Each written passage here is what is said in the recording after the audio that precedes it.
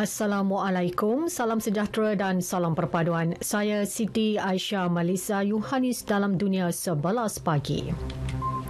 Dimulakan dengan kejadian tanah runtuh di tapak perkhemahan Fathers Organic Farm di Jalan Genting, Batang Kali. Untuk perkembangan terkini, kita bersama wartawan Syamimi Saripan. Silakan Mimi.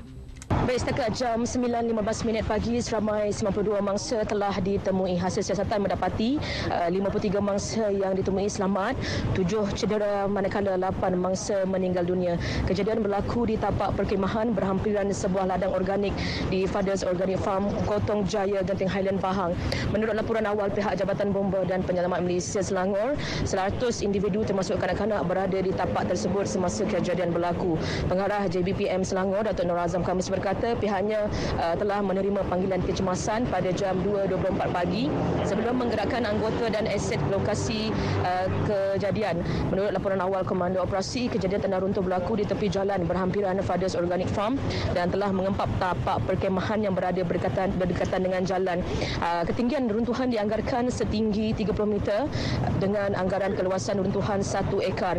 Ketika ini, kawasan berkenaan telah ditutup kepada orang awam dan dikategorikan sebagai kawasan berisiko tinggi. Operasi mencari dan menyelamat mangsa yang tertimbun masih dijalankan dan petugas media juga tidak dibenarkan ke lokasi bagi menjaga keselamatan. Dan sekian perkembangan dari Genting Highlands, kembali bersama rakan penyampai di studio. Silakan. Terima kasih Mimi. Sementara itu, Perdana Menteri Datuk Seri Anwar Ibrahim telah mengarahkan agar misi mencari dan menyelamat SAR dijalankan secara rapi dan sistematik oleh semua jabatan kerajaan. Doa rakyat Malaysia turut dipohon agar misi SAR dipermudahkan. Puteri sulung Raja Thailand dimasukkan ke sebuah hospital di Bangkok untuk rawatan selepas tidak sedarkan diri akibat penyakit jantung. Istana Raja mengesahkan Puteri Bajrakiti Yaba Mahidul, 44 tahun, jatuh sakit pada petang Rabu semasa sesi latihan anjing tentera di Nahon Ratchasima.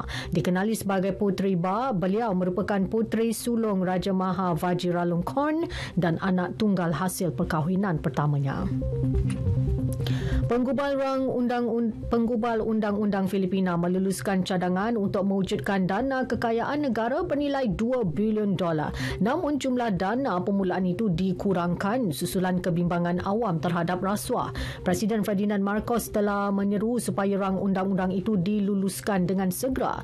Ia bagi membolehkan kerajaan yang dibebani hutang memperoleh dana tambahan untuk membiayai projek infrastruktur yang besar. Senat mesti meluluskan rang undang-undang tersebut untuk menggubalnya menjadi undang-undang. Bantuan makanan kecemasan untuk komuniti terjejas banjir di Pakistan akan kehabisan bekalan pada bulan depan. Ini berikutan dana yang dirayu gagal memenuhi sasaran sekadar 1/3 sahaja. Penyelaras Residen Pertubuhan Bangsa Bersatu bagi Pakistan, Julian Hannes, berkata pihaknya bimbang mengenai keselamatan makanan untuk waktu yang mendatang. Pakistan mengalami hujan monsun sejak berbulan-bulan lalu, menyebabkan 1/3 negara itu ditenggelami air hingga menjejaskan 2 juta orang. PBB merayu dana lebih $816 juta, namun hanya menerima $262 juta. Para pemimpin Kesatuan Eropah EU meluluskan status Bosnia sebagai calon menganggotai kesatuan itu. Bosnia merupakan negara ketiga yang memohon keanggotaan selepas Ukraine dan Moldova. Presiden Majlis Eropah Charles Michel mengesahkan kelulusan itu diberikan dalam satu sidang kemuncak di Brussels. EU bimbang kuasa seperti Rusia dan China mungkin memperluaskan pengaruhnya di Balkan jika hasrat negara-negara berkenaan untuk menyertai blok berkenaan ditolak. Sukan Fernando Santos meletak jawatan sebagai jurulatih Portugal. Ia susulan penyingkiran pasukan itu di peringkat suku akhir Piala Dunia Qatar selepas tewas 0-1 kepada Maghribi. Persekutuan Bola Sepak Portugal FPF menerusi satu kenyataan memaklumkan satu perjanjian telah dicapai dengan jurulatih berusia 68 tahun itu berhubung perkara tersebut.